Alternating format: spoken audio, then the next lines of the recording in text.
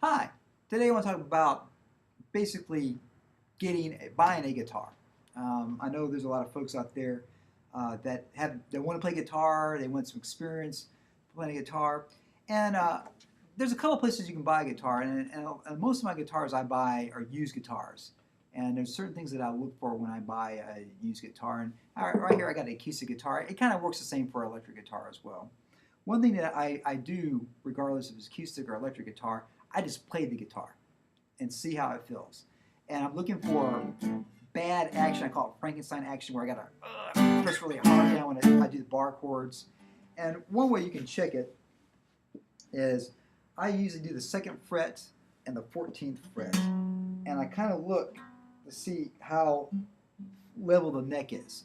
And it should be basically, if you're holding on the second and the 14th fret, that all the frets are going to be held down by that point there. Some guitars I do it with a second and 12th fret, depending like a classical guitar. But usually electric guitars and dreadnought shaped guitars, I do that. I've had friends that look down the barrel of it basically like this and see how curved the neck is. I'll be honest, my eyeballs aren't that good, but that might work for you as well. And of course, I just look at the guitar, see if there's any damage on it, anything that's going to stand out.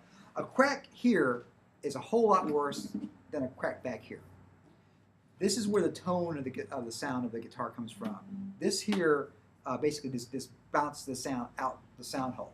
So it's obviously you don't want any cracks at all. But if there's a small crack back here, it doesn't affect the sound or playing as much. Now with the guitar fall apart over time, it probably will, but it probably will last you the length of how long you're gonna play guitar. Then of course I'll look at the tuning pegs here, make sure that they all work. Make sure the nut's not chipped, or the bridge is not chipped at all. And also I kind of look around certain frets. I can look and see, like say if it's a blues box here on the 5th fret here, I can tell they played a lot of blues in A or a lot of blues in open E if it's been worn out a lot. And also look at the frets a little bit and see if it might need a fret job. And just kind of go from that there.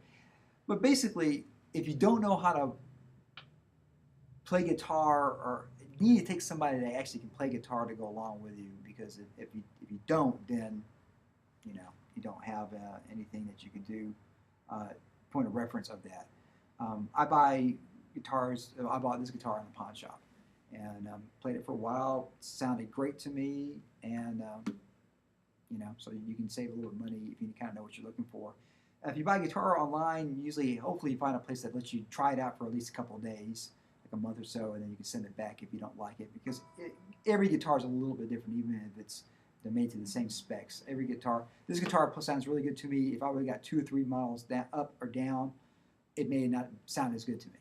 And another thing for me is I like older guitars that are over 5 or 7 or 8 years old, because the wood has settled, and I kind of have the true sound of the guitar. A new guitar, it takes a little while for it to break in, for the wood to expand and contract, to kind of find where its happy medium and whatnot. So anyways, hopefully that gives you some tips to go out there and buy a guitar. Rock and roll, yeah.